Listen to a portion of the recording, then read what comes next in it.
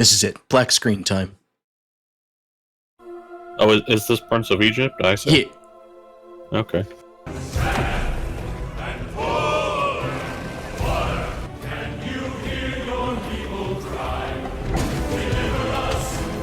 I'm already starting out with a banger. Yeah, the music in like every song in this hits. Holy.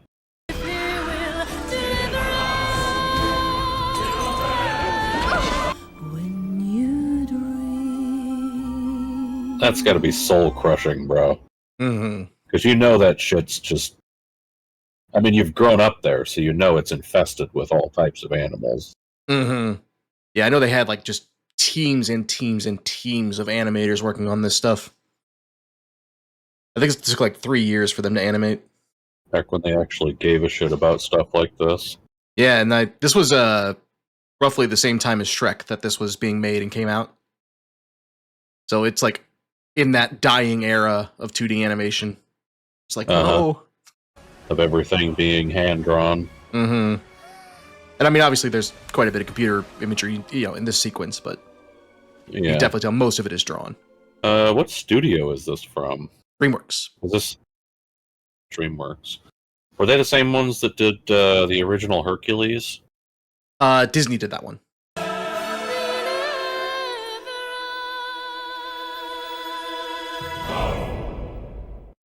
How you like that for your fucking opener? Uh-huh. Solid. Always looked up to me. Yes, but it's not much of a view.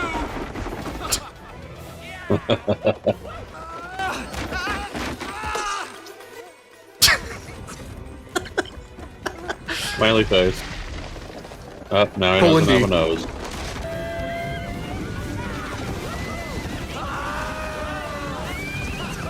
And they all died.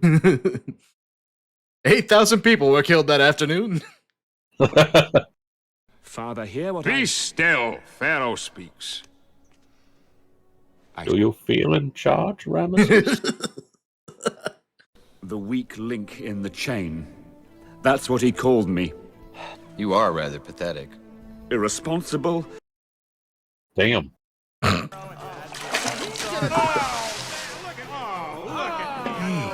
You know what your problem is, Ramesses? Stands in the same spot. Your problem is you don't care at all. Nobody will even notice us coming in. Cut to.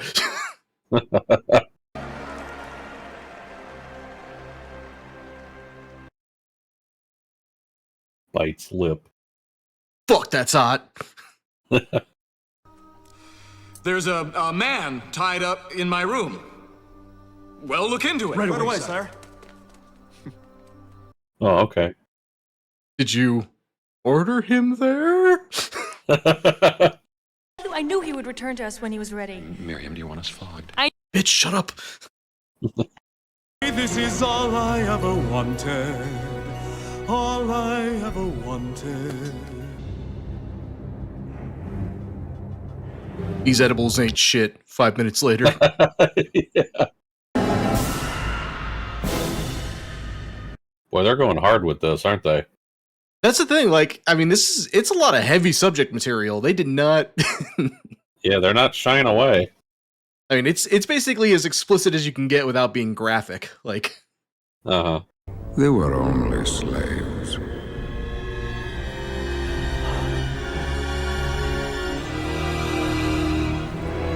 the expression there is fucking He's like- golden. Yes. Yeah, he's just like, holy shit, this shit ain't right. Stop it! Leave that man alone!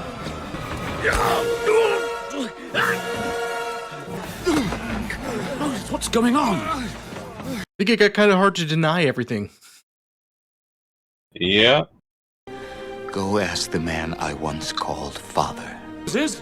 Damn. Yeah, DreamWorks said, "Hey, you see that knife? We're gonna twist that, so don't move it."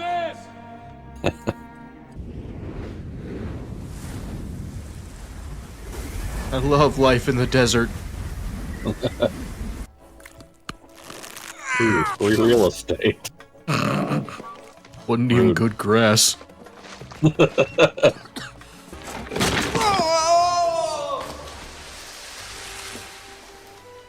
Well, you're not hot anymore. Honk. Honk.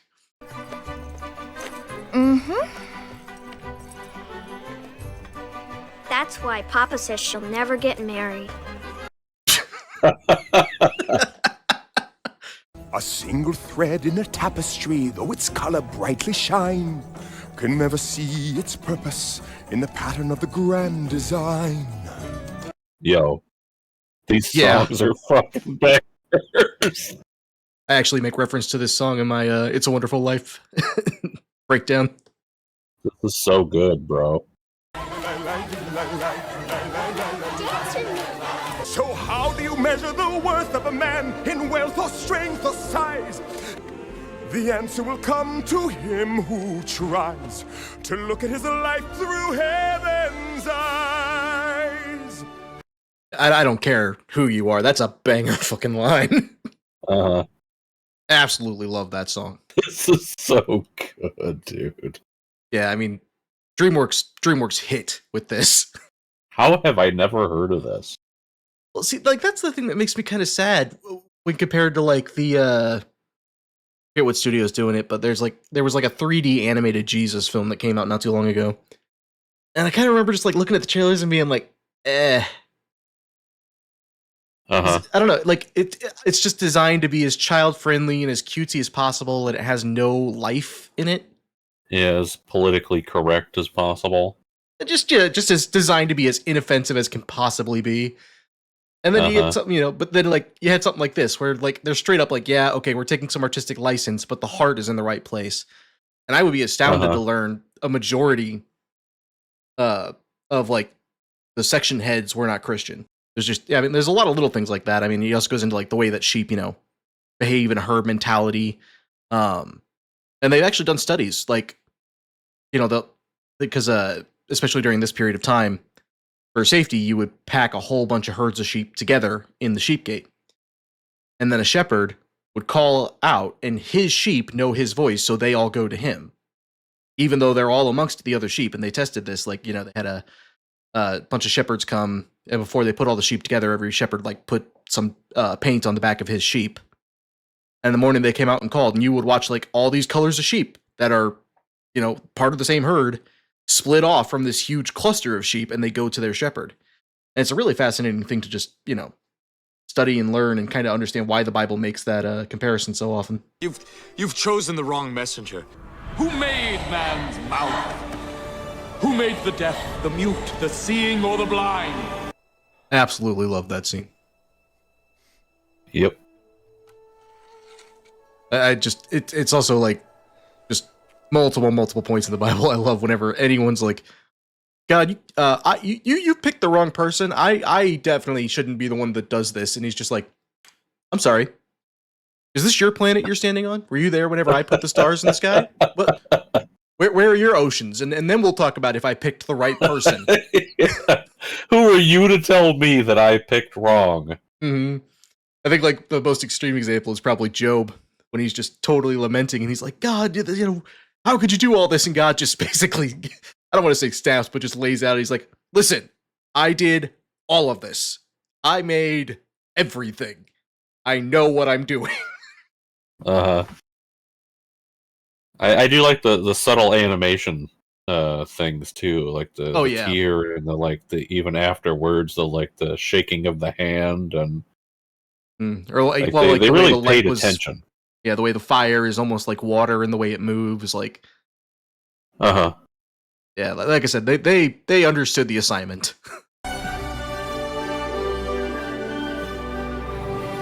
Honey, you ain't gonna believe this shit. Yeah, like imagine that going to your wife and having to explain, hey, so you know how we just been in the desert for 40 years and doing this? You're gonna have to pack.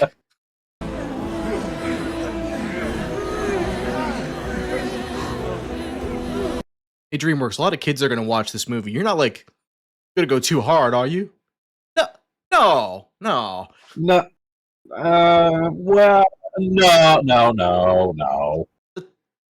Slight trauma at the worst. For such a crime. Death! We hesitate to say it. Be still. Shut the fuck up. Very well, Moses. I'll play along. What do you mean you'll play along? So it is an interesting comparison because even biblically, it's fascinating to watch what they consider impressive and what they don't. Because, I mean, in the book it was actually Aaron that threw down the staff, but the Egyptian priests weren't, by anything that's recorded, they didn't seem surprised that the staff turned into a snake.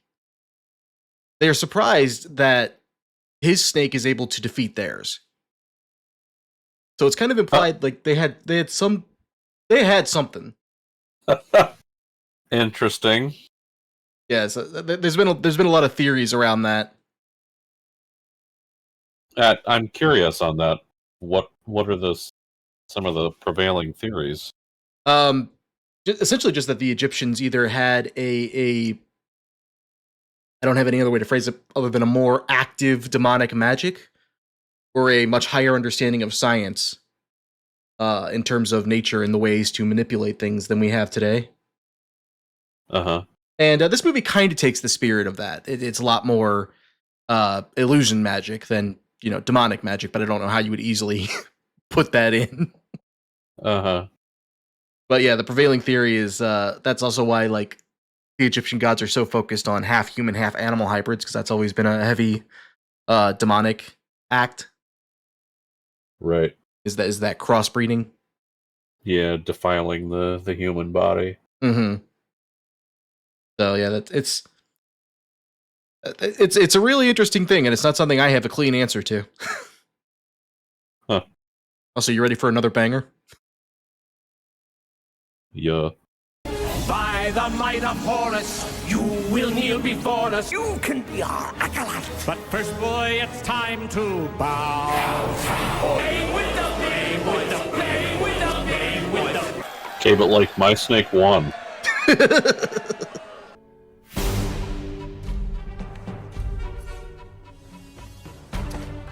I do not know this god. This is the ye olde version of Moses walking up with a shotgun. I just want to talk to him. Right. Is that who's voicing Aaron? Is that what's his face from Jurassic Park?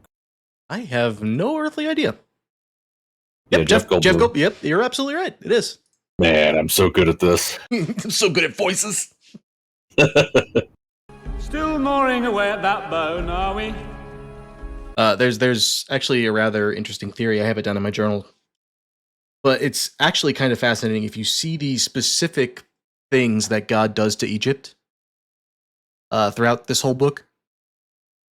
Each one can be pointed out as a mockery of one of their gods. Because, like they had a god of the Nile, they had a god of, frogs and locusts, like just everything. And each of the plagues that God smites Egypt with, people have argued, is a mockery of one of their gods. I actually remember being taught that. And it's the same thing with the priest of Baal whenever they're trying to light fire to the altar. Mm-hmm. Like, he mocks the shit out of them. He's just like, oh, your gods must be asleep. Why don't you call louder? Uh-huh. Where's Sobek? Where's Sekhmet? Exactly. Where's Anubis? So yeah, like, the popular theory amongst, a lot of, I guess I would say spiritual theorists, is that, because what was common in the culture that day was essentially you built an idol or an altar, and then you prayed to it, and the theory was that a spirit would fill that altar and become a god. And that's how a lot of people got their gods. And so it wasn't until, really Abraham and so on that God started to reveal, listen, I am the true God. I am the one who made everything, and your gods do not stack up. Let's just be clear here. That's like one of the reasons why there's so many gods in pagan religion to, like child sacrifice and things, and why and why God was like such a radical idea. It's like, oh, he doesn't want us to kill kids? Huh. That's strange. You're right. You're saying he loves you. I'm not sure I get that. Which, it would actually make sense that a lot of those gods were actually demons in disguise if they were committing the sin of idolatry by creating those altars to those specific quote-unquote gods. Yes, absolutely. So yeah, that's part of the reason why people theorize that Moses turning the stick into Aaron turning the stick into a snake didn't surprise the priests. And what kind of what I was mentioning earlier is because they were like, "Oh yeah, we got some of that shit," and then it wasn't until God made a mockery of their gods that they were like, sorry? Oh, I see. This is my favorite song in this.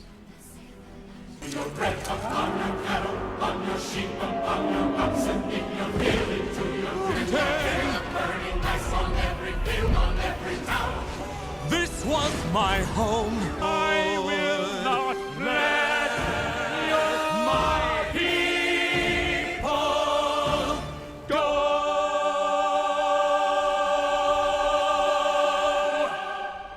Guys, did you really have to go that hard for that? They did go hard. Yes, I would like to voice act this role. Okay, you casted. Can you sing? Well, no, not really. You gonna learn today. Get in that booth and don't come out until it's a banger. In 4 weeks, sir.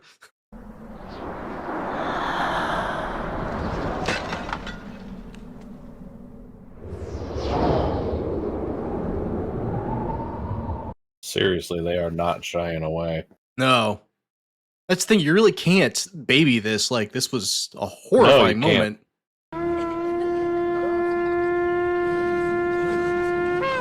Seriously, after all this.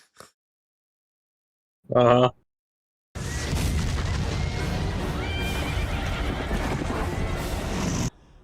I don't care what time period you're from. You see that shit, that is an act of God.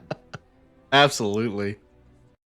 That's why, I mean, it's easy to slam it in hindsight, but it's a little bit insane that repeatedly while they're wandering through the desert, after all this, the Jews would just be like, "We think God gave up on us. Yeah, we're going to go back to our heathen gods."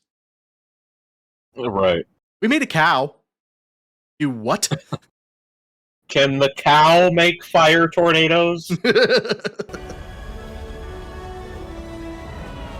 Can it do this shit right here? Okay, but like that would be freaky as fuck. Mm-hmm. Yeah, I believe this water sequence took them about a year alone. Like,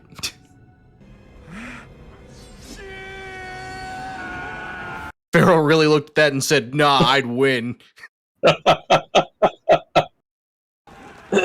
Acts of cosmic interference, fire tornadoes, and parting an entire sea. Draws sword. On guard, God!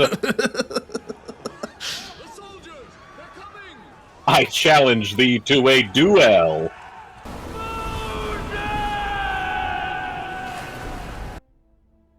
How could you possibly do this to me?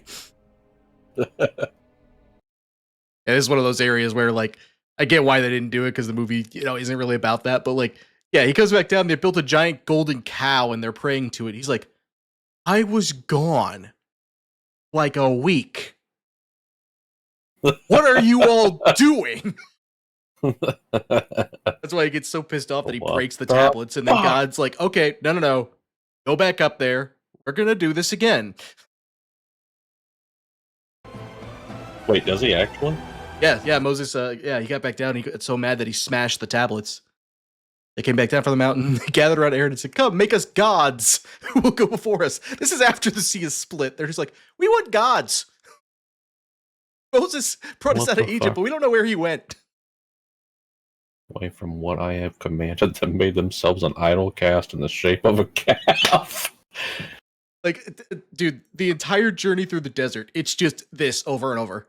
It's the Jews going, "Yeah, I mean, up till now, but still." And then God going, "What on earth do you think I have been doing? I might just, you guys are really getting on my last nerve now." I ground it into powder, scattered it on the water, made the Israelites drink it. He's just like, you motherfuckers. Yeah, he got so pissed off with them time and time again.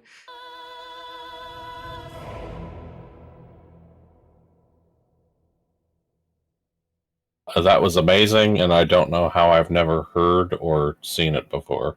Yeah, that was one of the ones, like, we probably watched that once every 2-3 years when I was growing up, but it's a 10 out of 10. Thanks for watching. Let's consume. Hope we brought joy into your room. Sadly, this video must end. Like, comment, subscribe, my friends.